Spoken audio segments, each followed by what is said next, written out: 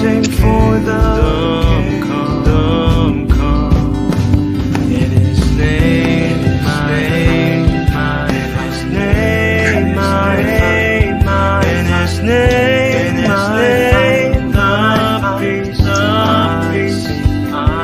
In His name, in His name, in His name, the joy I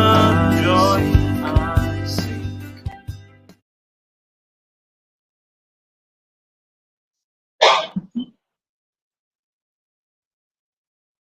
Shalom, selamat malam Bapak Ibu yang terkasih di dalam Kristus. Selamat pagi bagi Bapak Ibu yang stay di Amerika, dan selamat siang bagi Bapak Ibu yang stay di Jerman. Selamat bertemu kembali pada kelas pembelajaran firman Tuhan pada hari Kamis 22 Februari 2024 yang malam ini temanya adalah jerat racun lidah, dan yang menjadi narasumbernya adalah Pak Evangelis Jamino Widi Sulistija, SEMTH. Baik Bapak Ibu sekalian, sebelum kita masuk pada kelas pembelajaran kita, maka kita akan membukanya dengan doa pembukaan terlebih dahulu yang akan dibawakan oleh Ibu Heni. Dipersilakan Ibu Heni. Baik, selamat malam buat saudara-saudara yang ada di Indonesia. Mari kita satukan hati dalam doa. Bapa kami yang bertatah di kerajaan surga, Allah yang begitu baik terhadap setiap umat Tuhan yang mendatangkan diri kepada kami, yaitu Roh Kudus yang menyertai kami senantiasa. Kalau hari ini Bapa kami mengambil keputusan untuk belajar firman Tuhan, itu adalah karena penyertaan-Mu di dalam kehidupan kami. Bapa, kami mau Bapa agar Engkau memberkati kami semuanya, baik yang pembicara yang akan menyampaikan pengajaran ini, biarlah Bapak Jamino Widi akan diberi kemampuan untuk memaparkan pengajaran ini kepada kami. Bapa, kami sebagai murid-murid-Mu, mampukan kami menangkap isi hati-Mu, dan biarlah kami dapat mengerti apa yang Engkau ajarkan kepada kami.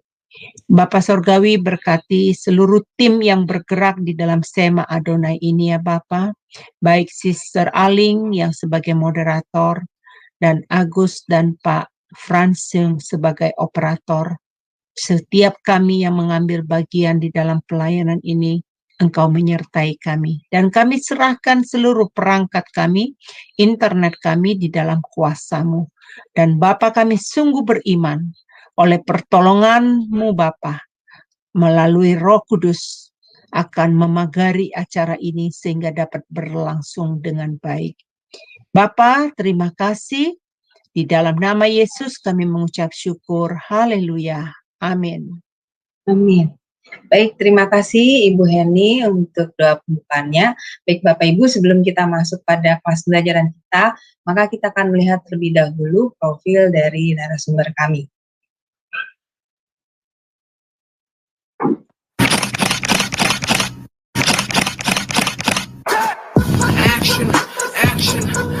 Salam semua, selamat datang kembali di Sema Adonai. Dan pada kesempatan kali ini kita akan berkenalan dengan pembicara kita, yakni Bapak Evangelis Jamino Widi Sulistija. Dan berikut adalah profil singkat dari beliau. Tanggal lahir Surakarta 28 Desember tahun 1970. Beliau sekarang tinggal di kota Jakarta. Beliau telah menikah dengan Ibu Evangelis Deborah Anggreni Sutanto, dan beliau juga sudah dikaruniai 4 orang anak, yakni 2 putra dan 2 putri. Education. Akademi Keuangan dan Perbankan, Diploma 3 Keuangan dan Perbankan pada tahun 1992. STIE Widya Wiwaha Yogyakarta, Ekonomi Akuntansi pada tahun 1995. STT Sangkakala Salatiga, Magister Teologi Transformasi Sosial pada tahun 2015. Certification. Registered Securities Analyst RSA LSPPM pada tahun 2019. Certified Risk Associate CRA PT Mitra Finance pada tahun 2020, dan sekarang beliau sedang menempuh Certified Forensic Auditor CFRA di LPPFA Jakarta. Place. Kepala Administrasi Cabang KEC di PT Marga Nusantara Jaya pada tahun 1997, Branch Manager at PT Adira Quantum Multi Finance Danamon Group pada tahun 2012, Head of Operation GM at PT Multi Retalindo Kawan Lama Group pada tahun 2016, GM Operation at PT Industrial Band pada tahun 2021, dan saat ini beliau menjabat sebagai GM Finance at PT Maritim Timur Perkasa. Ministry. Pengurus Persekutuan Mahasiswa Kristen PMK Akademi Keuangan dan Perbankan Surakarta pada tahun 1986. Pengurus Persekutuan Alumnus Gamaliel PAG Chapter Semarang pada tahun 1991. Ketua Departemen Pemuda GBI Gajah Mada Satelit Semarang Barat pada tahun 2002. Wakil Gembala Sidang Perhimpunan Injili Baptis Indonesia Purwokerto pada tahun 2006. Ketua Gerbang Pemulihan Ministry Purwokerto pada tahun 2011, dan menjadi evangelis di Cahaya Kasih Ministry CKM Banten sejak tahun 2021.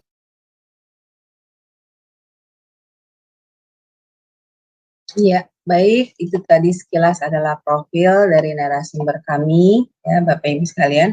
Baik, kita akan masuk pada kelas pembelajaran kita, tapi terlebih dahulu saya akan menyapa narasumber kami. Shalom, selamat malam Pak Widi. Suaranya belum keluar ya Pak? Suaranya Pak Widi? Iya.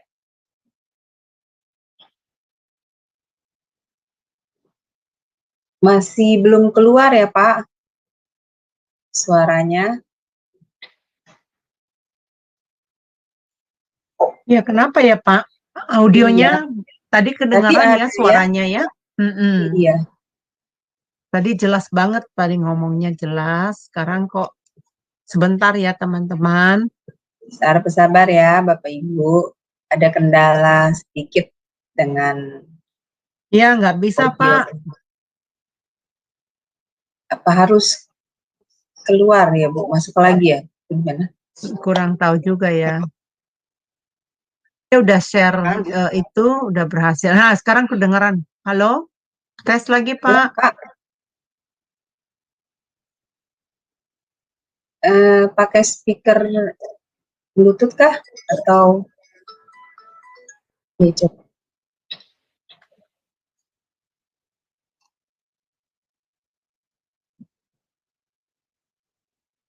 Iya, shalom Pak.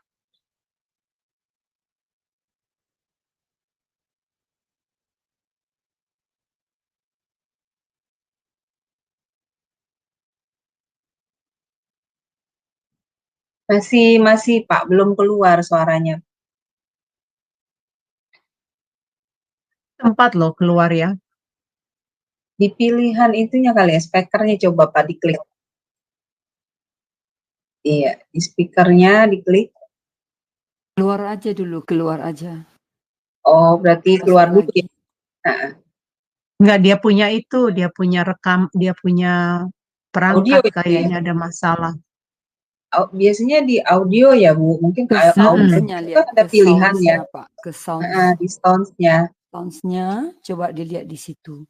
Sounds-nya itu Bapak rubah jadi ya speaker yang gitu ya.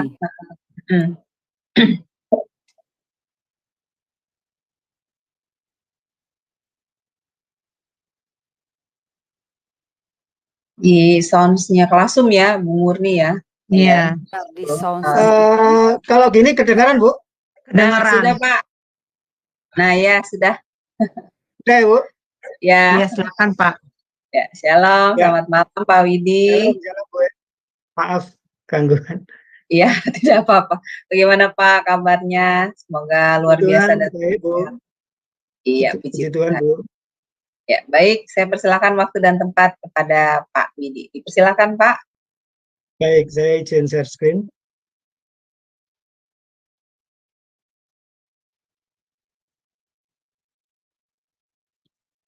Ya, puji Tuhan, saudara. Kembali lagi kita bisa bertemu di channel ini. Kita dianugerahkan Tuhan kesehatan, ya, kehidupan, itu semua karena berkat yang luar biasa. Nah, Bapak, Ibu, saudara yang dikasihi Tuhan, hari ini saya akan membawakan satu tema, yaitu tentang lidah, ya. Bagaimana kata Alkitab tentang lidah. Saya lebih condong suka kita belajar sesuatu yang praktis, ya, kehidupan sehari-hari, karena itu yang lebih mengena, ya, bagaimana aplikasi kita terhadap firman Tuhan dalam kehidupan sehari-hari. Ya, gambar ini mengingatkan saya bahwa seorang anak kecil, ya, kita menyambut kerajaan Allah seperti seorang anak kecil. Tuhan Yesus mengatakan biasanya seorang anak kecil itu kan polos gitu, ya, tidak protes, ya, Bapak Ibu. Nah, hari ini kita akan belajar tema yang sangat penting saya kira, karena ini satu bagian tubuh yang diciptakan Tuhan dalam kehidupan kita yang perlu kita perhatikan, ya. Ada banyak bagian tubuh kita yang Alkitab itu jelaskan secara gamblang, ya, mulai dari mata, ketika Tuhan ngomong bahwa mata kita adalah, kalau mata kita terang maka gelap, teranglah seluruh tubuh kita. Kemudian kaki untuk memberitakan Injil. Nah, kemudian juga firman Tuhan mengatakan tentang hati, ya, di mana ketika kita menjaga hati kita maka di situ terpancar kehidupan. Nah, ini bagian tubuh kita yang tidak kalah penting, yaitu lidah, Bapak Ibu. Nah, ini adalah kita berkenalan dengan lidah, ya, ini tentang secara dunia kesehatan, Bapak Ibu, ya, secara ilmu pengetahuan ada banyak fungsi dari lidah yang diciptakan Tuhan yang kita punya saat ini. Yang pertama adalah lidah itu membantu proses makan, ya. Bayangkan kalau kita nggak ada lidah, ya. Katanya ada lagu kuno yang terkenal, memang lidah tak bertulang, katanya begitu, ya. Lidah tak bertulang, lain di bibir, lain di hati, begitu. Nah, lidah salah satu fungsinya yaitu membantu proses makan, di mana di situ juga lidah juga membantu kita untuk mengunyah makanan yang masuk ke tubuh kita, kemudian juga menggiling, menelan, dan mengeluarkan air liur. Nah, lalu yang kedua adalah membantu menyentuh yaitu makanan yang masuk, sehingga makanan itu bisa terproses dengan baik. Lalu yang berikutnya tentu saja dengan lidah kita bisa berkomunikasi, ya, kita bisa berkomunikasi satu dengan yang lain, di rumah dengan keluarga kita, kemudian di kantor dengan teman-teman kita, di lingkungan sosial. Jadi dengan lidah kita bisa berkomunikasi dengan baik, ya. Nah, kadang-kadang lidah ini juga bisa menimbulkan masalah, Bapak Ibu, ya. Jadi satu bagian tubuh yang kecil tetapi dampaknya sangat besar. Nanti akan kita pelajari lebih lanjut. Lalu yang berikutnya yaitu dari lidah itu bisa ketahuan seseorang itu apakah sedang sakit atau sehat, begitu, ya. Jadi dari lidah itu akan muncul tanda-tanda seperti itu.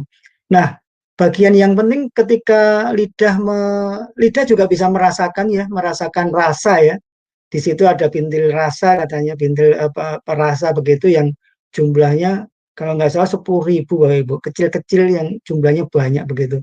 Dan di lidah itu bisa merasakan asin, manis, asam, dan seterusnya, Bapak Ibu. Sebetulnya bukan lidahnya yang ini, tapi itu dari otak kita yang kemudian mengirimkan pesan ke lidah kita sehingga kita bisa membedakan satu rasa dengan yang lainnya. Nah, kita mulai dulu dengan pengertian dulu, Bapak Ibu, ya. Jadi dari Alkitab kita ditulis lidah itu dalam bahasa Inggrisnya tongue itu adalah glosa, ya. Kalau secara kita lihat di kamus besar bahasa Indonesia itu dikatakan bagian tubuh dalam mulut yang dapat bergerak-gerak dengan mudah gunanya untuk menjilat, mengecap, dan berkata-kata. Yaitu pengertian pertama. Jadi lidah ini adalah kata benda. Lalu yang kedua, pengertian dari bahasa Indonesia, yaitu perkataan atau tutur kata. Ya. Sedangkan bahasa aslinya, teks Alkitab, dipakai kata glosa, yang artinya memang lidah. Lalu arti berikutnya yaitu suatu bahasa. Ya. Jadi seorang dengan seseorang bisa berkomunikasi karena bahasanya sama, bisa mengerti. Lalu juga pengertian lainnya yaitu berbicara tentang suatu bangsa. Jadi lidah berbicara lidah itu sendiri, kemudian suatu bahasa, di mana masing-masing bahasa, kita tahu bahwa bahasa di dunia ini ada banyak. Sejak dikacau balaukan Tuhan menara Babel ya, bahasa manusia mulai kacau balau, mereka bukan satu bahasanya lagi, dan juga merujuk kepada suatu bangsa. Nah, karena judul ini adalah jerat racun maut, ya, racun lidah, maka arti racun sendiri di Alkitab kita itu bahasa Yunani adalah ios. Ios ini ada dua arti, Bapak Ibu. Yang pertama adalah racun, ya, yang memang racun yang dikeluarkan, gambarannya adalah ular, ya. Ular kan memang dia beracun, ya. Kemudian pengertian berikutnya adalah gambarannya adalah karat yang terjadi, yang dikeluarkan dari logam. Nah, kalau kita lihat besi yang berkarat, tentu besi ini sudah tidak layak lagi dipakai, bahkan hancur, ya, dengan kondisi karat yang terus-menerus sampai tingkat tertentu parah, besi itu akan kemudian akhirnya keropos, ya. Nah, itu pengertian tentang racun. Nah, kita lihat satu tokoh di Alkitab di Perjanjian Lama yang nabi besar, ya, sangat terkenal, yaitu Musa, Bapak Ibu. Nah, dikatakan di Keluaran 4 ayat 10, lalu kata Musa kepada Tuhan, Tuhan, aku ini tidak pandai bicara, dalu pun tidak, dan sejak engkau berfirman kepada hambamu pun tidak, sebab aku berat mulut dan berat lidah. Ini satu kali Musa diutus Tuhan untuk memimpin bangsa Israel, ya, untuk memimpin bangsa Israel dibawa ke Mesir. Nah, dia ketika itu berdialog dengan Tuhan, dan dia mengatakan, si Musa ini, Tuhan, seakan-akan gini, dia mengatakan bahwa dia menyadari dia berat lidah, itu adalah kelemahan dia, dan dia mau Tuhan untuk mengutus orang lain, ya. Tapi rupanya Tuhan nggak mau, ya. Tuhan tetap berkehendak untuk mengutus Musa ini. Dan Musa ini menyadari betul kelemahannya. Musa mengakui dengan jujur bahwa dia satu pribadi yang tidak pandai bicara, ya, bahkan tidak pandai menasihati, karena pikirnya si Musa ini, dia memimpin bangsa yang besar, apa mereka mau percaya, gitu, ya. Kalau kemudian si Musa ini juga dengan jujur mengakui bahwa dia berat lidah, berat mulut. Nah, lebih baik jujur, Bapak Ibu. Kadang-kadang orang nggak jujur, ya, dengan dirinya sendiri, yang kemudian akhirnya pada kesombongan, jatuh pada kesombongan. Nah, ini jawaban Tuhan Yesus, ya, jawaban Tuhan Allah. Tetapi Tuhan berfirman kepadanya, siapakah yang membuat lidah manusia?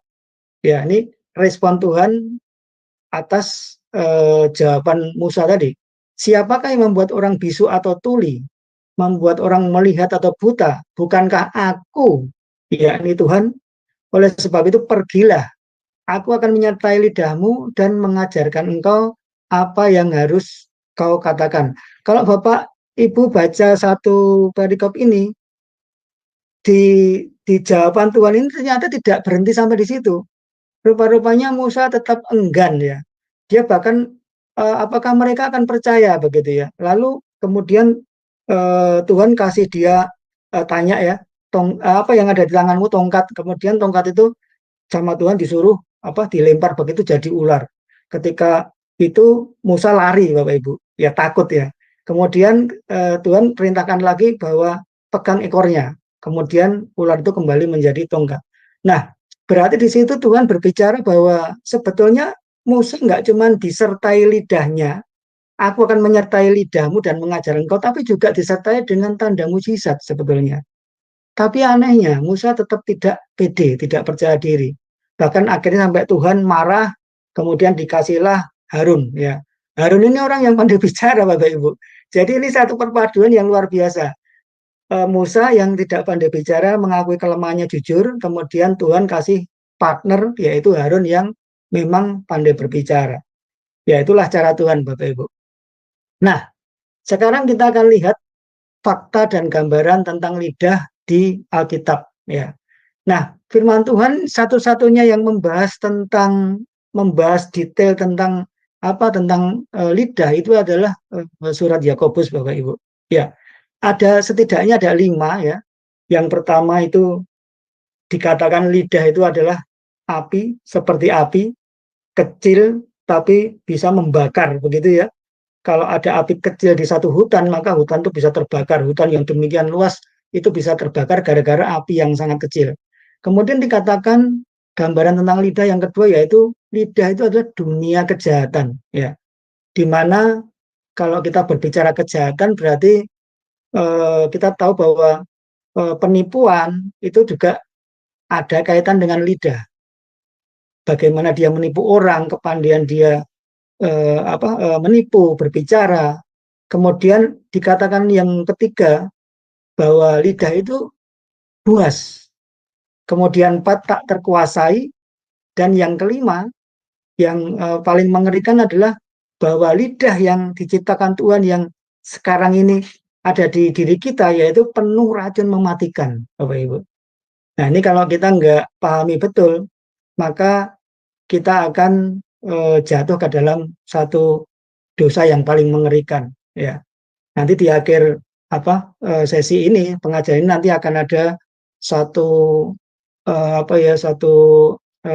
satu rema, satu pewahyuan di mana benar-benar Tuhan membukakan bahwa kita benar-benar harus serius tentang lidah kita, Bapak Ibu. Nah, mari kita lihat satu-satu ayatnya, ya. Yakobus 3 ayat 1 sampai 12, ya.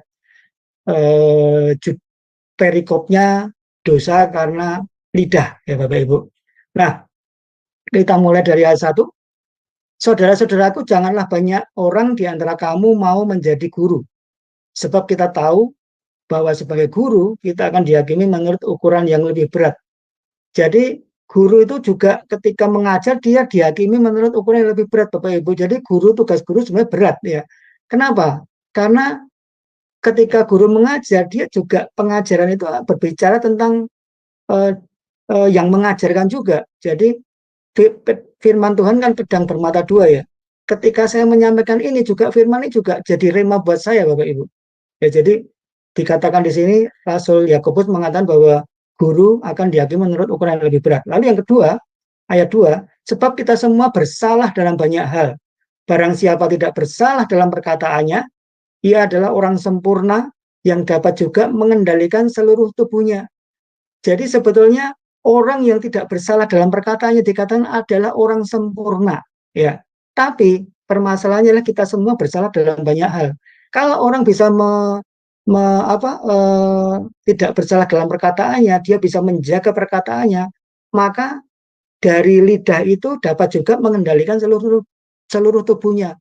Jadi tubuh kita ini dikendalikan oleh sesuatu bagian tubuh yang kecil, yaitu yang namanya lidah, Bapak Ibu. Ya, jadi yang kecil ini mengendalikan tubuh kita. Kata firman Tuhan seperti itu. Lalu yang ketiga, kita mengenakan kekang pada mulut kuda sehingga ia menuruti kehendak kita. Dengan jalan demikian, kita dapat juga mengendalikan seluruh tubuhnya. Ini gambaran yang sungguh indah, Bapak Ibu. Jadi seekor kuda itu bisa dikendalikan dengan kekang, ya, yang dikenakan pada mulutnya. Dengan tali kekang itu, maka kuda ini akan mengikuti perintah tuannya. Ketika digerakkan ke kiri, dia akan berbelok ke kiri, dan ke kanan dia akan berbelok sesuai dengan tali yang digerakkan oleh si tuannya itu, ya. Itu ada gambaran yang sangat luar biasa, ya Bapak Ibu, digambarkan tentang mulut kuda ini. Lalu ada penggambaran lagi yang berikutnya, yaitu kapal, Bapak Ibu. Dan lihat saja kapal-kapal, walaupun amat besar dan digerakkan oleh angin keras, namun dapat dikendalikan oleh kemudi yang amat kecil menurut kehendak jurumudi. Jadi kapal sebesar apapun itu bisa berlayar, bisa bergerak, bisa sampai ke pelabuhan, itu karena kemudi yang amat kecil, ya, yang dikemudikan oleh si jurumudi, ya. Ya, ini luar biasa. Gambaran pertama adalah hewan, ya, kuda. Gambaran kedua adalah kendaraan kapal yang memang pada zaman dulu memang sudah ada, ya, kapal seperti itu, ya. sampai sekarang pun ya. Walaupun sekarang juga kita di dunia modern mungkin sudah sangat jarang ya kita berpergian pakai kapal begitu ya. Lah, ayat selanjutnya ayat 5. Demikian juga lidah. Nah, ini mulai masuk Bapak Ibu. Dan demikian juga lidah walaupun suatu anggota kecil dari tubuh namun dapat memegahkan perkara-perkara yang besar. Jadi dari lidah seseorang itu bisa memuji Tuhan ya, dari lidah memuji Tuhan. Tapi dari lidah juga kita juga bisa mengutuki ya. Firman berkata begitu dan kenyataannya begitu. Lalu lihatlah betapapun kecilnya api, ia dapat membakar hutan yang besar. Nah, ini kita mulai masuk mengenal lidah dalam Alkitab ya, faktanya ya. Ayat 6, lidah pun adalah api. Ya, api. Ia merupakan suatu dunia kejahatan dan mengambil tempat di antara anggota-anggota tubuh kita sebagai sesuatu yang dapat menodai seluruh tubuh. Jadi lidah digambarkan adalah api, ya, api yang bisa membakar dan menodai seluruh tubuh. Dikatakan juga dunia kejahatan. Ya, kita tahu bahwa dari lidah kita juga seringkali kita juga ngomong nyakiti orang lain, begitu kan, Bapak Ibu, di kehidupan sehari-hari. Kalau kita nggak jaga lidah kita, kadang-kadang perkataan kita yang menurut kita mungkin baik-baik saja ternyata ditanggapi oleh orang lain sebagai satu perkataan yang tidak baik. Demikian juga lidah membuat kalau kita di dunia pekerjaan itu membuat meyakinkan bos kita atau justru dia membuat satu kebohongan, itu juga dari lidah. Makanya disebut dunia kejahatan Bapak Ibu. Nah, dikatakan dapat menodai seluruh tubuh dan menyalakan roda kehidupan kita. Jadi lidah yang kecil ini yang dikatakan api dan dunia kejahatan itu menyalakan roda kehidupan kita Bapak Ibu. Ya, kemana arah kehidupan kita? Ternyata Bapak Ibu, ini yang paling bahaya Bapak Ibu. Sedang ia sendiri dinyalakan oleh api neraka. Jadi lidah yang kecil yang merupakan suatu dunia kejahatan, kalau tidak kita perhatikan dengan serius, itu dinyalakan oleh api neraka. Ini mengerikan Bapak Ibu. Lalu yang ketujuh, ayat 7, semua jenis binatang liar, burung-burung serta binatang-binatang menjalar dan binatang-binatang laut dapat dijinakkan dan telah dijinakkan oleh sifat manusia. Ya, kita tahu bahwa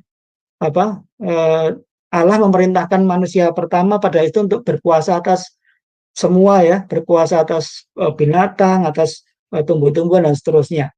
Rupa-rupanya binatang-binatang juga dijinakkan ya. Kita tahu bahwa banyak binatang juga dijinakkan oleh mampu dijinakkan oleh manusia dan telah dijinakkan oleh sifat manusia. Tetapi ayat 8, tidak seorang pun yang berkuasa menjinakkan lidah. Manusia bisa menjinakkan binatang, tetapi manusia tidak bisa berkuasa menjinakkan lidahnya sendiri, Bapak Ibu. Nah, ini fakta kita mengenal tentang lidah di Alkitab, di firman Tuhan. Ia adalah sesuatu yang buas, ya buas, tak terkuasai, dan penuh racun yang mematikan. Jadi lidah adalah api, dunia kejahatan, buas, penuh racun yang mematikan Bapak Ibu. Nah, masih lanjutnya. Dengan lidah kita memuji Tuhan Bapa kita, dan dengan lidah kita mengutuk manusia yang diciptakan menurut rupa Allah. Lidah yang satu yang kecil itu yang tadi digambarkan seperti tali kekang kuda, itu bisa kita pakai memuji Tuhan, tetapi di sisi lain kita bisa mengutuk manusia. Ya, gampangannya ketika kita di gereja, pasti kita memuji Tuhan, kita menyanyi, kita menyembah Tuhan. Tapi ketika di luar gereja, bisa jadi kita mengutuk manusia, mengutuk sesama kita. Nah, saya ada pengalaman karena saya juga keliling gereja Bapak Ibu ya. Ada satu gereja di mana saat saya waktu itu bergabung ya, mendukung pelayanan. Gembalanya ini di mimbar dia mengutuk ya jemaat yang sudah keluar begitu. Jadi jemaat itu dikutuki maksudnya dia adalah jemaat itu menjadi jemaat yang setia.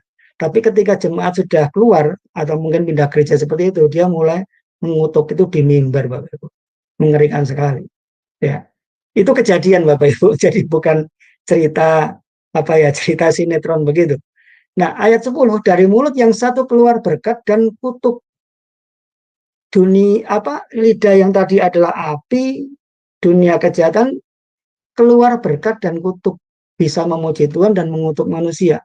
Hal ini saudara-saudaraku tidak boleh terjadi. Yakobus mengingatkan kepada jemaat saat itu supaya menjaga lidahnya, supaya tidak boleh seperti itu. Satu keluar berkat, satu keluar kutuk. Lalu Yakobus memberikan gambaran yang indah di ayat 11. Adakah sumber memancarkan air tawar dan air pahit dari mata air yang sama? Tidak mungkin ya. Satu mata air menghasilkan air tawar dan air pahit. Kalau air tawar ya air tawar saja, kalau air pahit saja. Biasanya seperti itu. Kalau dia menghasilkan dua rasa, satu sumber, nah itu berarti ada masalah, saudara. Ayat 12, saudara-saudaraku, adakah pohon ara dapat menghasilkan buah zaitun? Dan adakah pokok anggur dapat menghasilkan buah ara? Demikian juga, mata air asin tidak dapat mengeluarkan air tawar. Ya. Dari Yakobus 1, 3 ayat 1-12 ini, kita tadi mendapatkan ada 5 ya, fakta tentang lidah. Digambarkan lidah itu adalah seperti api yang menghanguskan, yang menggerakkan roda kehidupan dan menguasai seluruh tubuh kita, hanya gara-gara satu yang kecil itu. Kemudian lidah dunia kejahatan, lidah juga digambarkan buas, tak terkuasai dan penuh racun yang mematikan. Nah, sekarang saya ajak untuk melihat Yakobus 3 ayat 6 dalam versi Alkitab bahasa Inggris ya Bapak Ibu. Yang ayat 6 ini ya. Lidah pun adalah api ya.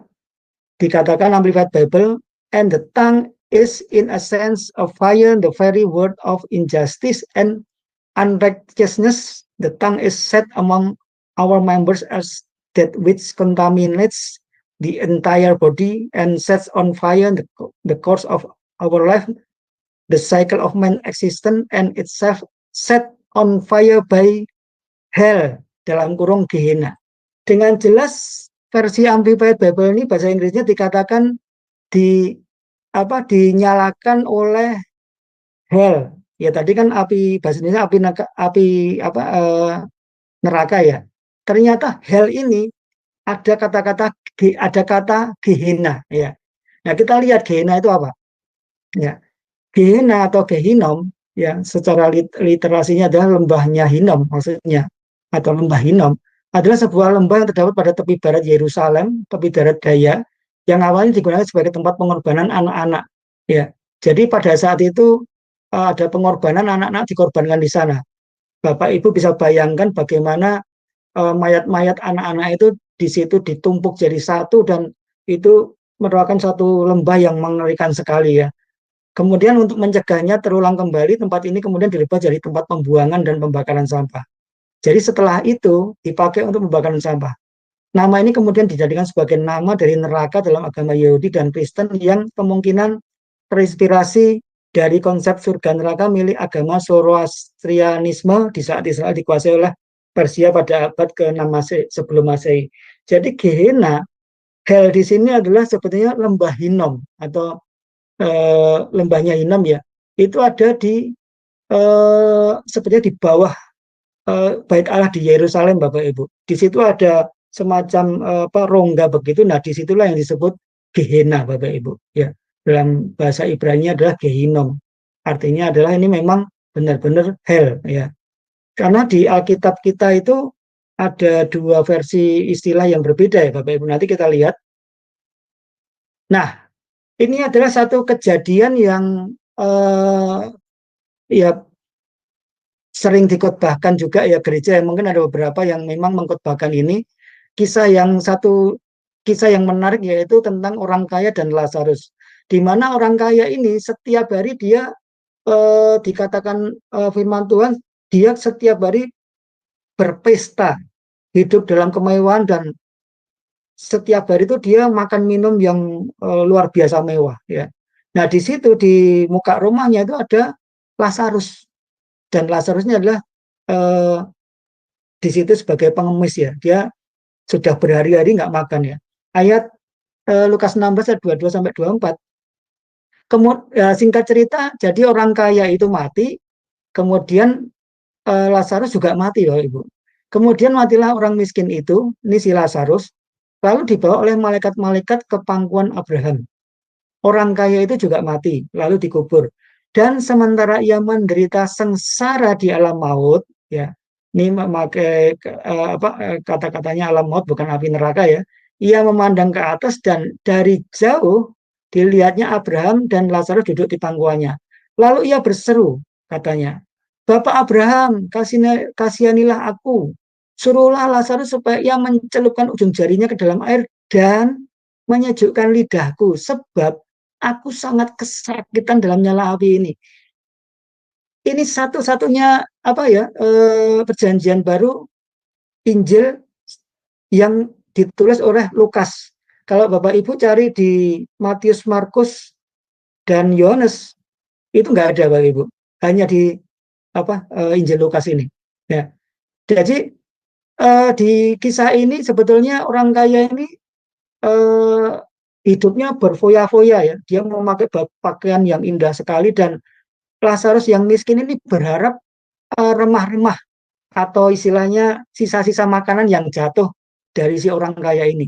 Di situ tidak dikatakan misalnya si orang kaya ini memaki-maki gitu, ya, mengusir si pengemis nih, karena terbukti bahwa pengemis ini juga tetap ada di situ, dan anjing-anjing aja sampai menjilati boroknya, dan anjing-anjing tidak tega memakan remah-remah yang mungkin dikasih ke orang miskin ini. Tetapi yang menarik adalah ternyata ketika keduanya mati dan dipanggil Tuhan, itu berbeda sekali kejadiannya. Karena kemudian si orang kaya ini merasakan bahwa dia lidahnya ada masalah, rasanya panas. Makanya dia menyuruh Bapak Abraham untuk Lazarus mencelupkan ujung jarinya ke dalam air dan menyejukkan lidahku, Bapak Ibu.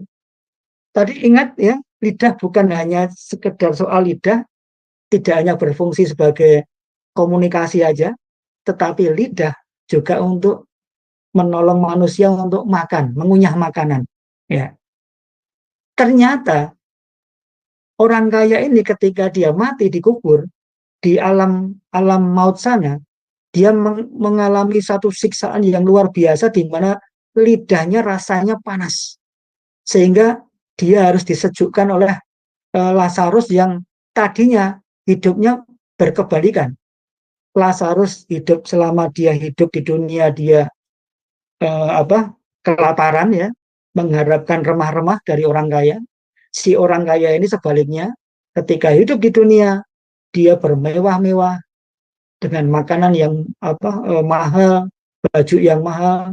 Ternyata dia juga tidak ada peduli dengan si Lazarus. Lihat Bapak Ibu, ditulis dengan jelas sekali, lidahku. Suruhlah Lazarus supaya ia mencelupkan ujung jarinya ke dalam air dan menyejukkan lidahku. Sebab aku sangat kesakitan dalam nyala api ini. Nah, di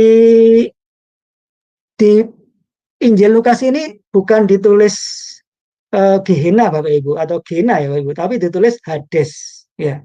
Jadi alam maut ini terjemahan aslinya adalah Hades. Nah, Hades itu adalah tempat tinggal roh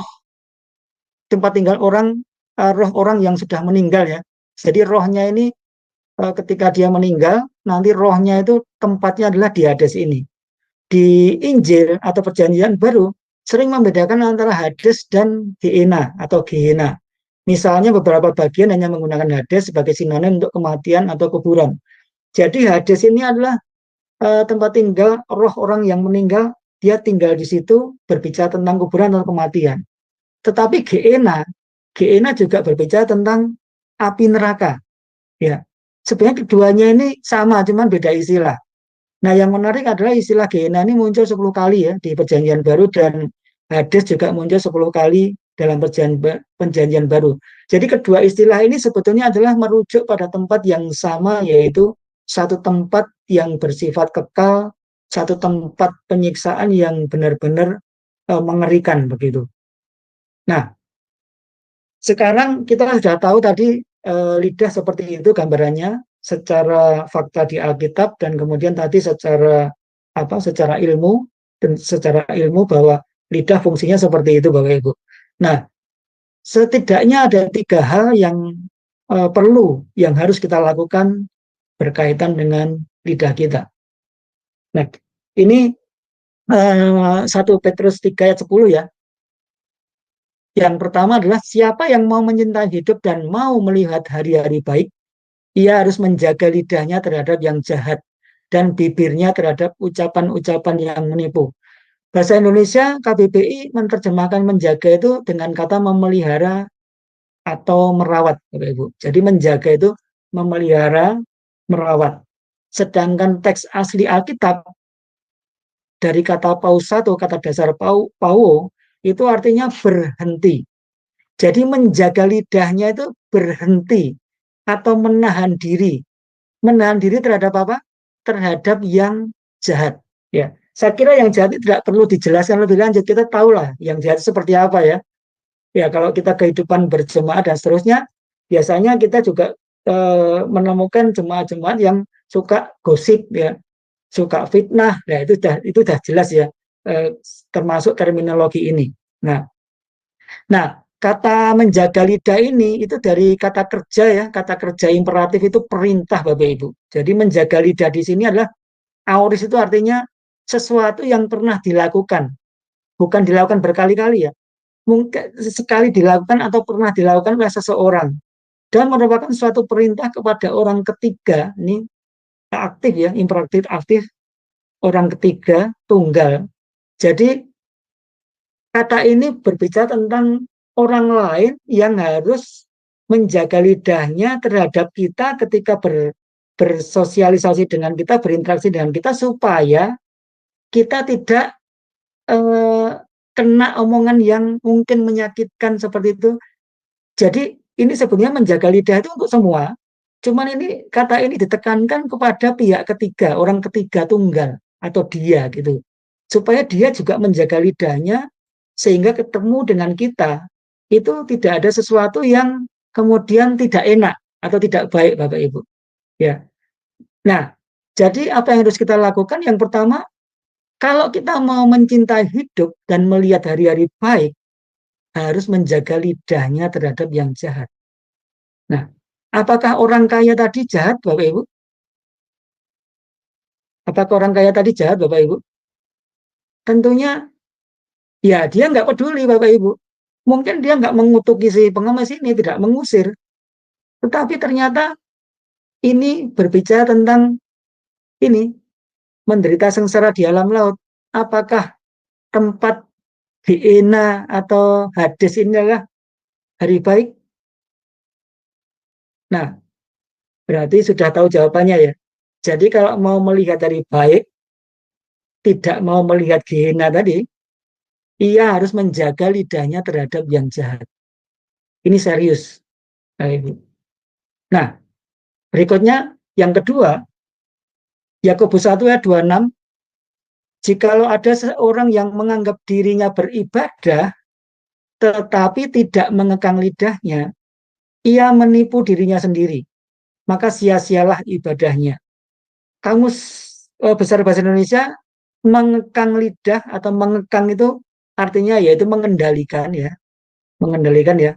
Kemudian menegahkan hawa nafsu, perbuatan jahat dan sebagainya, menahan. Ternyata salah satu kata ini cocok ya, Bapak Ibu. Teks aslinya yaitu kalinagogeo, artinya juga menahan atau mengekang. Jadi orang yang beribadah tetapi tidak mengekang lidahnya, maka ibadahnya menjadi sia-sia. Kalau lidah kita tidak kekang, tidak kendalikan, maka ibadah kita akan menjadi sia-sia, Bapak Ibu. Ya, kan percuma ya Bapak Ibu, kalau namanya sia-sia, kita sudah datang ke gereja, kemudian kita tidak bisa mengekang lidah kita, akhirnya ibadah itu dikatakan firman Tuhan tidak ibadah yang percuma atau sia-sia. Ya, yang pertama tadi menjaga lidah, yaitu menahan diri. Yang kedua yaitu mengekang lidah, menahan. Ya, lalu yang ketiga, hidup dan mati dikuasai lidah. Amsal 18 ayat 21. Siapa suka menggemakannya akan memakan buahnya. Ya. Kata mati di sini ya, life and death ya bahasa Inggrisnya ya. Kata death di sini berbicara tentang kematian. Karena misalnya bisa terjadi kematian itu karena wabah penyakit, dan yang ini yang mengerikan yaitu berujung pada Hades. Ternyata kata mati di Amsal ini merujuk juga kepada Hades, Bapak Ibu. Jadi orang yang tidak mengekang lidahnya dikatakan hidup dan matinya itu dikuasai oleh lidah. Kalau orang suka menggemakan, ya, suka sesuatu yang jahat-jahat tadi, maka akan memakan buahnya. Buahnya jelas, hidup dan mati tadi, Bapak Ibu. Itu yang bisa saya bagikan pada malam hari ini, ya, kebenaran Alkitab tentang lidah, di mana lidah itu sangat mengerikan, menjerat manusia. Kalau kita tidak bisa menguasai, tidak bisa mengekang dan menahan diri, maka akan memakan buahnya. Amin. Amin. Baik, terima kasih Pak Widi untuk pemaparan materinya yang luar biasa ya Pak malam ini.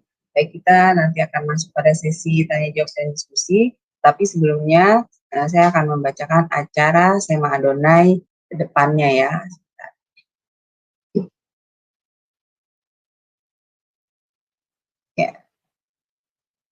Ya, baik Bapak Ibu sekalian, dimulai dengan besok hari Jumat 23 Februari 2024 di jam 19.00 waktu Indonesia Barat.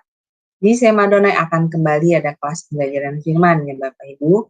Dan kali ini materinya adalah teologia proper dan sudah masuk pada sesi ke-7. Dan jadi untuk kelas ini bersesi ya Bapak Ibu sekalian, dan temanya kali ini adalah keberadaan Allah. Dan yang menjadi narasumbernya seperti biasa adalah Pak Pendeta Daniel Palungan, dan moderatornya adalah Ibu Aling, saya sendiri. Kemudian di hari yang sama, di hari Jumat 23 Februari 2024 di jam 21.00 waktu Indonesia Barat, di Sema Adonai masih ada kelas pembelajaran firman yang terakhir. Dan kali ini mengenai materi pelajaran sejarah penulisan. Sudah masuk buku seri keempat, dan ini adalah sesi yang ke-9 ya Bapak Ibu. Dan temanya kali ini adalah pemeliharaan yang misterius dan ajaib. Baik, seperti biasa, pengajarnya adalah Pak Pendeta Yudi Lengkong dan moderatornya adalah Ibu Edi. Dan selanjutnya ini adalah pemberitahuan tentang channel baru kami, yaitu Cahaya Firman. Jadi channel kami yang terdahulu sudah mengganti nama dengan channel Cahaya Firman. Jadi bagi Bapak Ibu yang belum mensubscribe channel baru kami, tolong subscribe channel YouTube baru kami ya Bapak Ibu. Dan selanjutnya ini adalah renungan pagi Sema Adonai yang diadakan setiap hari dari Senin sampai dengan Sabtu, dimulai dari jam 5.30 pagi dan dilayani oleh hamba-hamba Tuhan yang sangat memberkati. Jadi untuk renungan pagi Sema Adonai, kemudian renungan pagi dari Bapak Gembala kami sendiri, yaitu Pak Daniel, yang diadakan 1 kali dalam seminggu, kemudian ibadah online Sema Adonai, itu semua hanya dapat Bapak Ibu ikuti hanya di channel Cahaya Firman. Jadi tidak ada di channel-channel yang lain ya Bapak Ibu. Dan oleh karena itu bagi Bapak Ibu yang belum subscribe channel baru kami, Bapak Ibu harap mensubscribe-nya agar Bapak Ibu juga bisa mengikuti acara renungan pagi dan ibadah online Sema Adonai. Dan juga tolong bantu share ya Bapak Ibu kepada yang lain, sehingga juga makin banyak orang yang bisa mengikuti keseluruhan dari acara-acara Sema Adonai dan membantu channel kami menjadi lebih berkembang dan menjadi berkat bagi banyak orang. Terima kasih Bapak Ibu atas perhatiannya. Sekarang kita akan masuk pada sesi tanya jawab dan diskusi mengenai materi malam ini, yaitu judulnya adalah jerat racun lidah. Nah, sebelumnya bagi Bapak Ibu yang ingin bertanya tentang materi malam ini, harap present terlebih dahulu ya, maka akan dibuka mute-nya oleh operator kami. Ya, baik Pak Widi, luar biasa ya Pak, materi malam ini mengajarkan dan mengenalkan kita adalah tentang puasa lidah. Betul sekali Pak ya, bahwa dengan lidah kita bisa membawa perdamaian, bisa juga membawa perang ya Pak Widi ya, karena lidah ini betul sekali suatu racun ya Pak ya, bagi kita jika kita tidak bisa mengekangnya. Ya, jadi seperti tadi kan Pak Widi mengajarkan bahwa dalam materi Bapak bahwa lidah itu tidak bisa dikuasai, tidak bisa dikuasai ya Pak. Kalau binatang itu kan bisa dijinakan, tapi lidah itu tidak bisa dikuasai. Tapi tadi Bapak mengajarkan bahwa tapi kita bisa mengekang, lalu kita harus menahan ucapan kita. Nah, ini kalau untuk hal seperti ini, untuk praktisnya itu bagaimana Pak? Cara kita untuk menahan lidah kita ini terutama ketika kita marah ya Pak. Pasti biasanya lidah kita itu akan mengucapkan kata-kata yang buruk itu ketika dalam kondisi emosi kita marah. Nah, Bapak tadi kan mengajarkan bahwa kita harus menahan diri, mengekang lidah kita. Nah, ini praktiknya ini bagaimana, Pak, untuk bisa melakukan itu? Ya, silakan Pak Widi. Ya. Kalau secara praktis sih gini ya Bu ya pasti kita ini kan termasuk saya pun ya sebagai hamba Tuhan ya bisa ya salah ngomong ya yang mungkin menyakiti orang lain ya, mungkin walaupun kalau emosi jelas kadang-kadang memang kita bisa terucap kata-kata yang mungkin di luar karena ketika emosi itu langsung terucap seperti itu. Tapi yang membedakan mungkin seperti ini Bu, yang membedakan adalah ketika kalau kita istilahnya belum bertobat bukan anak Tuhan begitu, kita emosi mungkin kata-kata binatang dan seterusnya itu kan terucap dengan gampangnya ya. Tapi kalau orang yang sudah diperbarui lahir baru tentunya akan berbeda. Ya, kasarnya nggak seperti itu dan berbedanya adalah dia langsung bisa minta maaf. Ya, barusan kejadian saya membawakan ini ternyata saya menyakiti juga ya anak saya gitu ya. Saya langsung minta maaf. Walaupun memang bukan kondisi apapun alasannya tetap itu salah gitu ya. Jadi lidah ini kan tadi Tuhan ngomong kepada Musa, aku yang memampukan kamu. Kamu tinggal ngomong aja nanti aku yang bekerja. Saya kira Allah di perjanjian lama juga perjanjian baru sama, yaitu pribadi yang sama, yaitu Yesus Kristus yang menyatakan dirinya dalam rupa manusia ya. Bedanya ya saya kira itu kita lebih emosinya bisa lebih tertahan dan yang membedakan adalah minta maafnya itu. Kalau orang di luar Kristus itu kan nyakitin nyakitin aja. Dia nggak peduli, dia nggak ada perasaan bersalah, dia nggak ada tidak merasa bahwa kata-katanya itu kasar. Ya, saya kira sih ini memang lidah ini sulit ya. Kan Allah suruh kita menjaga hati ya kan, dari hati terpancar kehidupan. Kalau kita menjaga lidah, justru lidah itu adalah pohon kehidupan. Ya, jadi kalau kita bisa menjaga lidah, kita di bagian kitab Amsal itu dikatakan bahwa lidah itu adalah pohon kehidupan. Nah, namanya pohon kan tempat yang nyaman untuk berteduh gitu kan ya. Jadi lidah yang lembut itu memberikan kehidupan gitu ya. Tanggapan orang lain juga lebih enak gitu. Saya kira memang sesuatu yang susah bualing teman. Dengan pertolongan Roh Kudus tentu dengan kita penyerahan total, saya kira juga yang membedakan adalah kita cepat-cepat minta maaf itu. Kita merasa bersalah. Kok tadi saya ngomong gitu ya? Kok tadi bisa terlepas ucapan seperti itu ya? Kira-kira sih pendapat saya itu, Bu. Jadi kita harus selalu setiap hari ya Pak bawa dalam doa kita agar Tuhan itu menjaga setiap ucapan kita ya Pak ya, supaya kita ini berucap kata-kata yang berhikmat gitu, tapi bukan yang menyakiti hati orang lain. Kalau saya begini Pak caranya, apalagi terutama dalam keadaan emosi ya Pak Wiji. Iya. itu pasti tuh kalau Iya. emosi atau rasa tidak suka gitu kan, itu pasti akan keluar kata-kata yang pasti, apalagi yang orang itu biasa ucapannya pedes kayak cabe level berapa gitu ya Pak, ini kan ada yang begitu ya Pak, jutek banget gitu ya.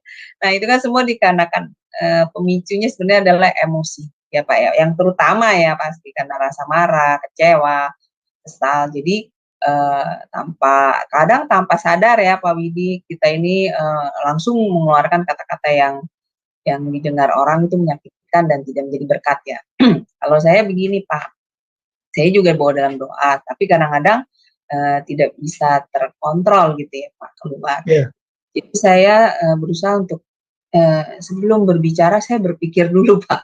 Gitu. Jadi yang menahan saya untuk bicara adalah saya berpikir dulu gitu, ini ucapan saya ini pantas apa enggak diucapkan gitu, apa gimana gitu. Nah jadi itu malah berhikmat itu Bu. Iya. Berhikmat kalau saya, itu Bu. Jadi saya lebih memilih silent Pak, diem gitu. Saya mengunci mulut ya Bu ya. Iya betul. Mengunci mulut kita ya. Iya, karena memang susah ya Pak, awalnya susah sekali, tetapi saya belajar untuk lebih banyak berdiam. Gitu. Jika menghadapi konflik atau menghadapi masalah atau menghadapi kemarahan gitu, kekecewaan, saya lebih banyak diam gitu. Jadi saya memakai sistem saya berpikir dulu Pak sebelum berkata gitu. Jadi saya berpikir ya itu bisa. Iya. Iya. Bisa juga itu Bu. Iya, artinya jadi berpikir panjang lah ya. Iya, jadi saya berpikir dulu ini kira-kira kata begini layak nggak sih maksudnya saya ucapkan gitu. Nah itu yang sebenarnya juga membantu saya untuk mengekang lidah saya atau menjaga lidah saya, seperti itu sih Pak. Jadi makanya orang-orang suka bilang saya itu kebanyakan silent gitu, diam. Ya karena saya berusaha untuk menjaga perkataan saya itu loh Pak, supaya tidak menyakiti orang lain atau menyinggung perasaan orang lain, seperti itu sih Pak Widi. Kalau saya ya. Bisa juga Bu, ya. Nah, coba Ibu Heni monitor. Ibu Heni. Oh, ini Pak, ada Pak Edi Suito Pak ya. Edi, iya benar. Ya, silakan Pak Edi. Oke, silakan Pak, sudah dibuka mute-nya. Ya. Shalom. Ya, shalom.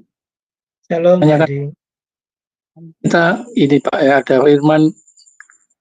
firman yang diberitakan itu tidak akan kembali dengan sia-sia. Ya, jadi dalam memberitakan Injil atau memperkatakan firman Tuhan, itu kan kita harus berbicara Pak ya. Ya, tapi kalau kita tadi kan harus berjaga-jaga. Tapi kalau kita memperkatakan firman, memberitakan Injil, itu memang ada risiko, ada orang yang tidak mencintai kebenaran itu dia marah atau tersinggung atau bagaimana. Nah itu sikap kita itu sebaiknya harus berani mengambil risiko atau bagaimana Pak? Terima kasih. Ya, silakan Pak Widi untuk menjawab. Tentu saja kalau kita menginjil begitu, kita tetap lihat respon orang ya Pak ya. Ketika dia marah, ya kita yang harus adem. Yang tadi caranya Bu Aling tadi, bagaimanapun kan Injil itu kan kita, yang penting sudah kita beritakan, masalah orangnya mau terima atau tidak itu nanti urusan dengan Tuhan ya. Urusan dia dengan Tuhan. Saya kira juga kita nggak perlu, ya justru itulah buah roh yang akan terlihat ketika penginjilan itu. Buah roh kan salah satunya pengendalian diri ya, kasih, kesabaran dan seterusnya. Itu juga akan berperan. Saya kira orang akan dimenangkan caranya Tuhan sendiri, akan ada banyak cara sih Pak. Saya pernah melayani di RRI Pak, di radio RRI di Purwokerto pada saat itu mimbar rohani. Itu banyak orang Muslim yang bertobat hanya gara-gara dari lagu pujian, belum renungan Pak. Nggak ketemu lagi. Nah itu luar biasa Pak. Jadi kita hanya dikasih waktu 30 menit sama pujian, renungannya cuma 10 menit, saya belum pernah renungan 10 menit. Tapi memang itu memang yang penting adalah temanya tersampaikan ya. Itu salah satu penginjilan yang efektif menurut saya, radio RRI itu. Mungkin sekarang ini berapa persen sih yang orang masih mendengarkan radio, kalau nggak di mobil kan kita jarang sekali, apalagi RRI ya. Nah kalau di daerah itu masih, ya karena saya pindah kota akhirnya saya sudah nggak dijadwal lagi, karena pada saat itu yang mau melayani di RRI itu hanya hamba Tuhan tertentu, terutama penginjil-penginjil dan hamba Tuhan yang nggak terkenal itu ya Bapak Ibu.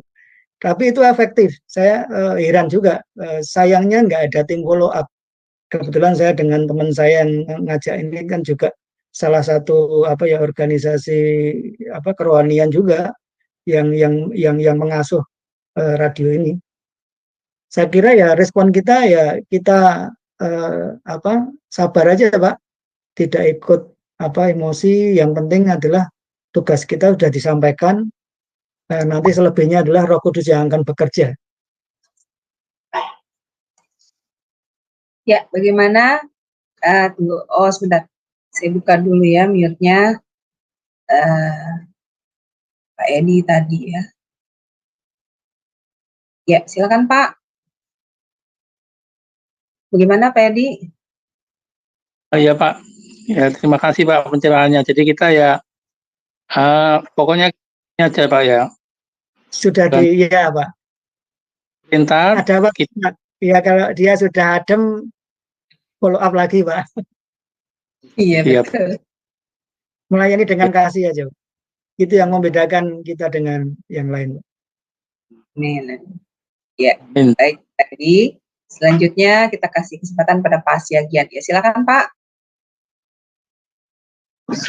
Ya, selamat malam Pak Widi. Malam Pak Siagian. Iya.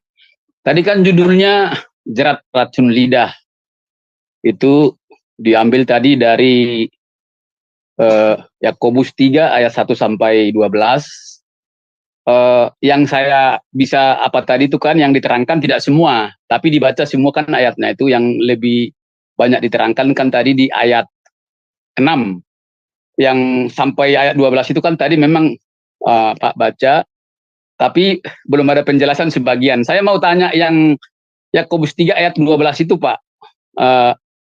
Coba dulu diterangkan pendapatnya Bapak atau pengertiannya atau pencerahan lah gitu Pak.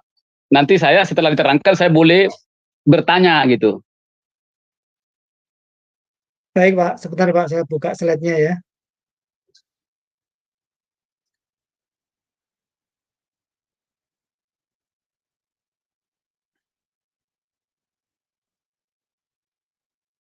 Sebentar.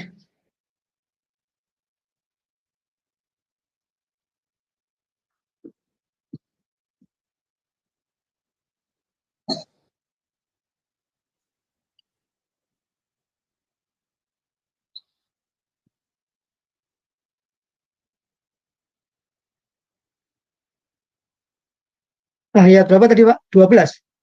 Ya, Yakobus 3 ayat 12-nya itu Pak. Setelah Pak jelaskan nanti, saya bisa mau berikan pertanyaan dulu bagaimana pendapatnya Pak gitu.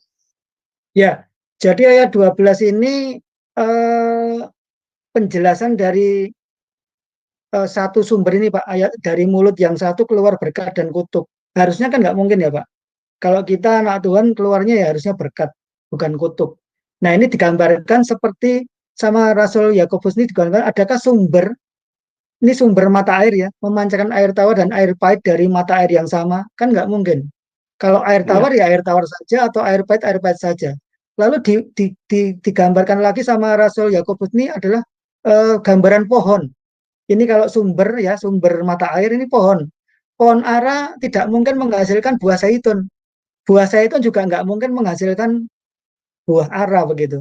Dan adakah pokok anggur dapat menghasilkan buah ara? Ini sama aja Pak. Jadi satu pohon harusnya menghasilkan pohon sesuai namanya. Nah, kalau mulut kita lidah kita lidah anak Tuhan sesuai gambaran Kristus, karakter Kristus kan kata-kata kita kan kata-kata berkat yang penuh kasih, lembut dan seterusnya, Pak. Demikian juga mata air asin tidak dapat mengeluarkan air tawar. Mata air asin ya keluarnya air asin. Kalau mata air tawar ya keluarnya tawar. Jadi hanya satu jenis saja yang memang menggambarkan dia sendiri. Sebagai jati dirinya adalah air asin, ya keluar air asin. Nah, kalau terkait sama lidah kita, maka lidah kita hanya untuk memuji Tuhan, ya, mengeluarkan sesuatu yang baik-baik, bukan untuk menipu orang. Lidah kita bukan untuk membohongi orang, menyakiti orang begitu. Ya, kalau misalnya tadi Bu Aling tadi kalau sampai keluar menyakiti, ya Bu Aling tadi caranya ya mengendalikan diri, berpikir sebelum berkata-kata, itu sesuatu yang bijaksana menurut saya. Sehingga setiap kata-kata kita itu adalah, tadi kan dikatakan kita harus menjaga ya, menjaga dan mengekang ya. Kemudian yang ketiga, jangan sampai kita memakan buahnya, hidup atau mati dikuasai lidah. Nah, ujungnya ayat ini saya hanya ingin menyampaikan bahwa ternyata gambaran Gehenna dan Hades itu ada di gambaran orang kaya dan Lazarus. Lazarus yang kelaparan, lidahnya tidak pernah merasakan makanan enak, sedangkan orang kaya ini makanan-makanan yang mewah, yang dia gampang sekali untuk membeli begitu, karena memang dia kaya. Nah, ternyata ini satu penyingkapan yang luar biasa ya. Ternyata bahwa hidup dan mati dikuasai lidah. Kata mati yang di ayat tadi itu berbicara tentang alam maut. Jadi kalau orang suka menggemakannya, maka dia akan memakan buahnya. Buahnya apa? Buahnya ya ini, Pak. Gehenna ini, Pak. Hades ini. Hades sama Gehenna itu sebenarnya istilah yang saling menggantikan ya, tapi intinya sebenarnya sama. Jadi ayat tadi berbicara tentang satu pohon yang akan menghasilkan, istilahnya pohon anggur yang menghasilkan buah anggur, bukan buah ara atau bahkan bukan buah zaitun. Pohon zaitun yang menghasilkan buah zaitun. Kalau dia menghasilkan pohon ara, berarti ada yang salah. Ini bukan pohon yang sesuai dengan istilahnya maksud Tuhan menciptakan pohon itu. Saya kira itu Pak penjelasannya Pak. Iya, gimana Pak Siagian pertanyaannya? Ya. Dari situ saya sudah bisa menerima. Tapi yang saya mau tanya sama Pak ini, di bagian B-nya itu, ayat 12 bagian B kan, demikian juga air asin tidak dapat mengeluarkan air tawar. Ini seperti ini yang saya tanya ini Pak, bagaimana pandangan Bapak ini? Ada teman saya, ya penginjil lah istilahnya, sering melayani gitu kan, sering melayani, sering mendoakan orang seperti itu Pak. Jadi dia itu ada suatu mata air, di pegunungan. Kalau mata air di pegunungan itu kan berarti air tawar. Jadi mata air tawar itu nanti dia akan menjadikan mata air tawar yang di pegunungan itu menjadi air panas gitu. Nah, setelah dia bilang seperti itu, ada saya di situ, ada beberapa orang. Tanggapan saya pertama itu dalam benak hati saya langsung berpikir pada waktu itu, ini ya memang tidak ada yang mustahil bagi Tuhan. Seperti itu pemikiran saya kan. Tetapi saya berpikir lagi, kenapa bisa dia bilang mata air yang dari gunung itu mau dijadikan air panas? Apalagi waktu saya bilang itu, pertama tidak ada yang mustahil bagi Tuhan. Tapi saya jawab lagi, apakah bisa dia, sedangkan dia itu tidak kudus, tidak apalah maksudnya kan, masih ada kekurangan gitu, seperti itu. Jadi setelah saya baca lagi saya temukan ini ayatnya ini sebelum saya ikut pelajaran firman Tuhan ini kan. Jadi saya pengertian saya sekarang itu tidak mungkin dia menjadikan mata air dingin itu jadi air panas. Bagaimana Pak itu?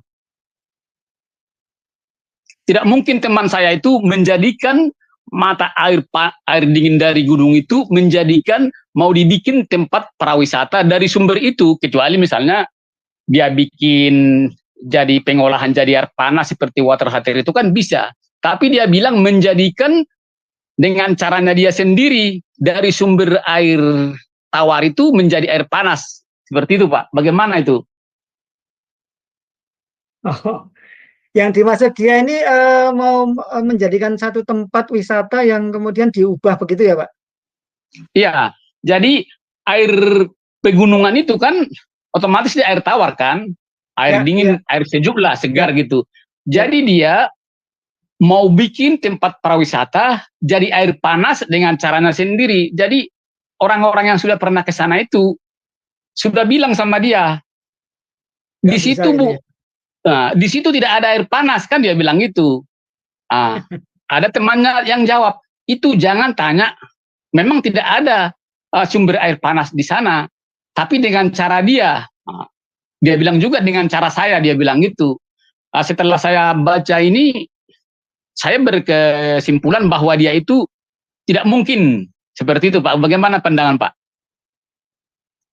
Ya, silakan Pak Widi. Oke.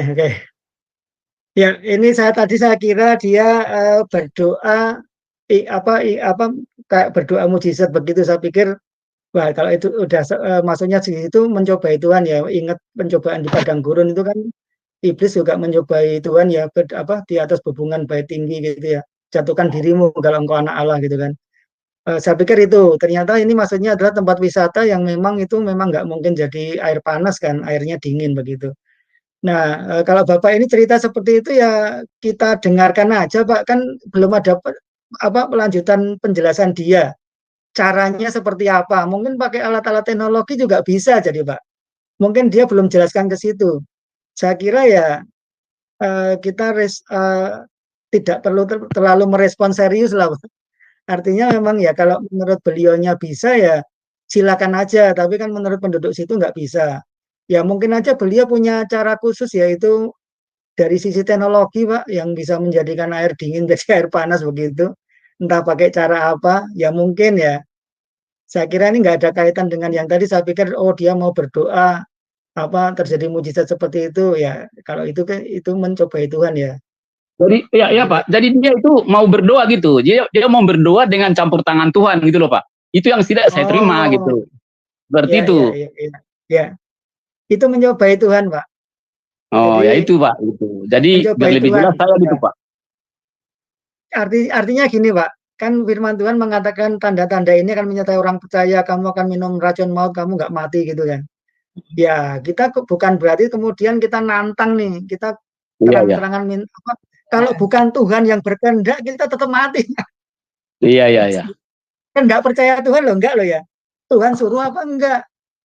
Kan nggak bisa mencobai kita. Oh ini saya mau menjadikan air ini warnanya jadi merah, saya doakan begitu. Wah ini udah apa ya Pak ya, menurut saya udah keluar dari jalur lah. Ya Pak. Ya keluar dari jalur lah Pak. Ya. Mujizat tanda ajaib itu caranya tidak seperti itu Pak. Iya. Pasti ada perbedaan ya. Kan iblis juga bisa nyamar. Tapi orang yang berkarunia pun juga bisa jadi Tuhan masih karunianya nggak hilang Pak. Cuman ya ada hal-hal yang kita harus sikapi. Ada kalau mulai menyimpang sedikit kan kita akan tahu Pak. Udah nggak sesuai jalur firman gitu kan kita akan bisa mengenalinya sih Pak. Kalau kita semakin banyak baca firman, kita dalami, kita akan ngerti membedakan mana yang ini murni Tuhan yang ini, mana yang enggak. Betul. Ya Pak, terima kasih penjelasannya. Atas penjelasannya itu saya sudah, ya memang pengertian saya juga tidak bakal bisa walaupun dia berdoa sampai itu tidak bisa gitu. Seperti itu Pak, terima kasih penjelasannya. Jadi ada pegangan saya gitu Pak.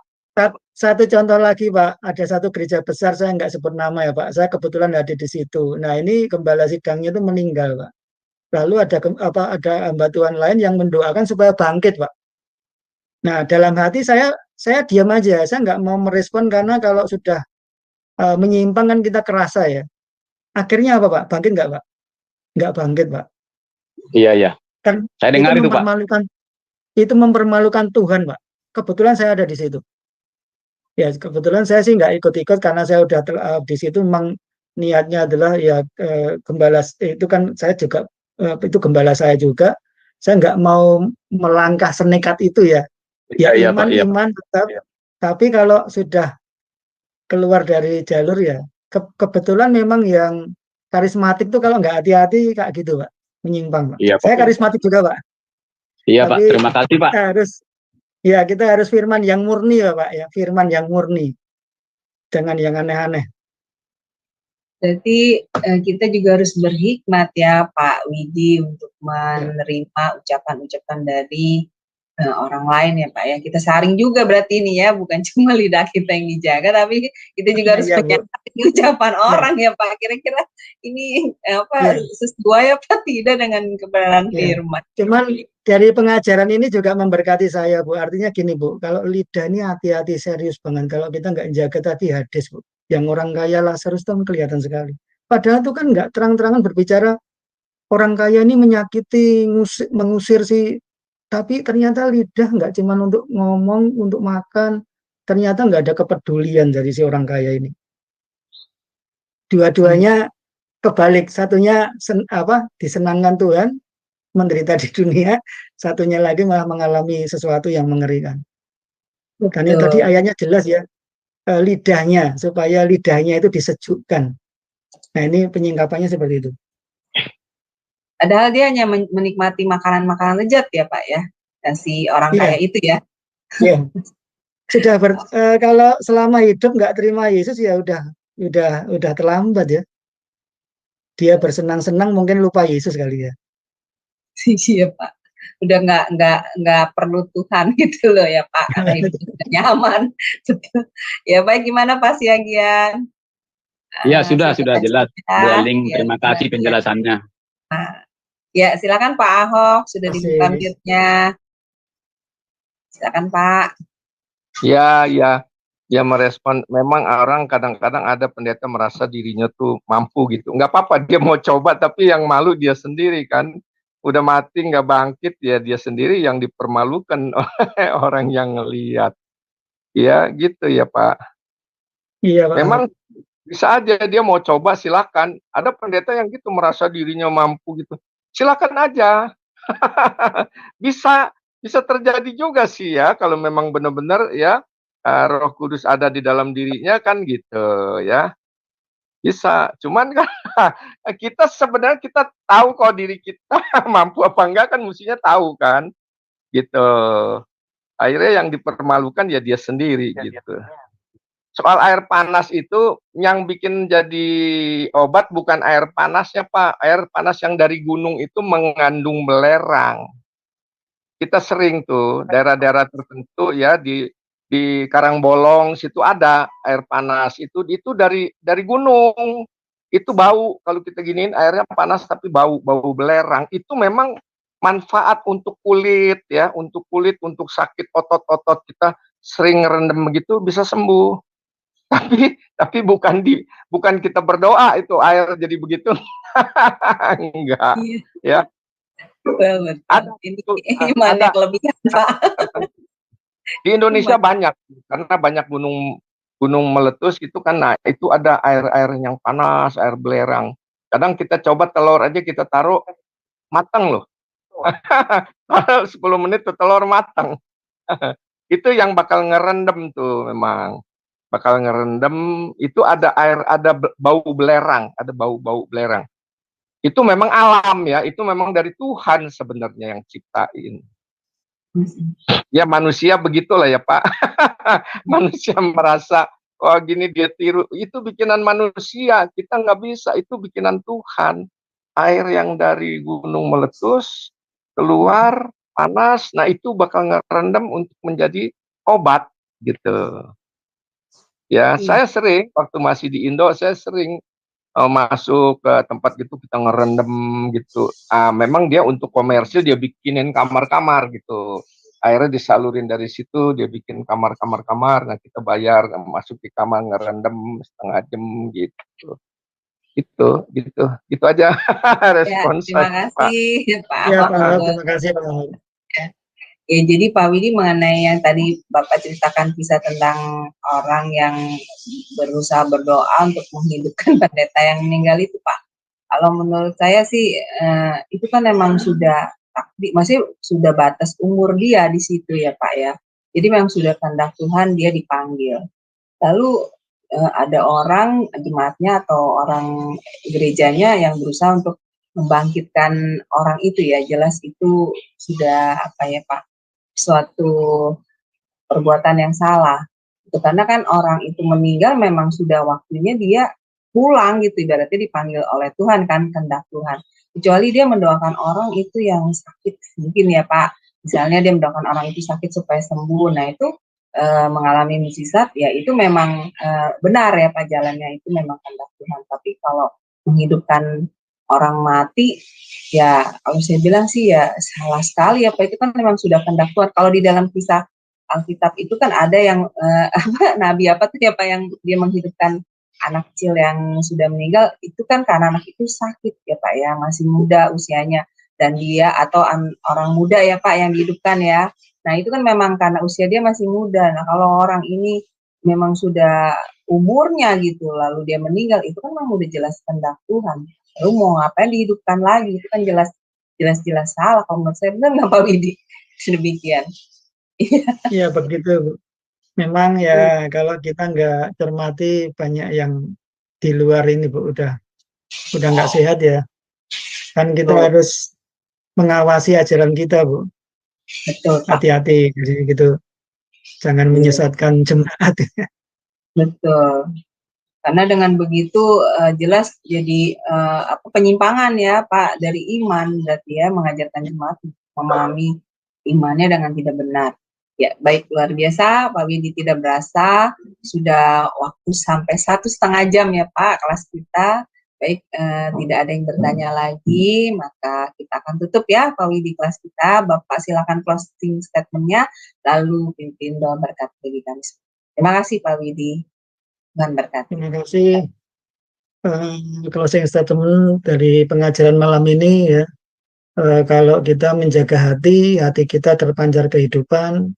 Kita juga jangan lupa menjaga lidah kita, karena dari lidah itulah menjadi pohon kehidupan buat orang lain dan buat orang-orang yang kita kasihi.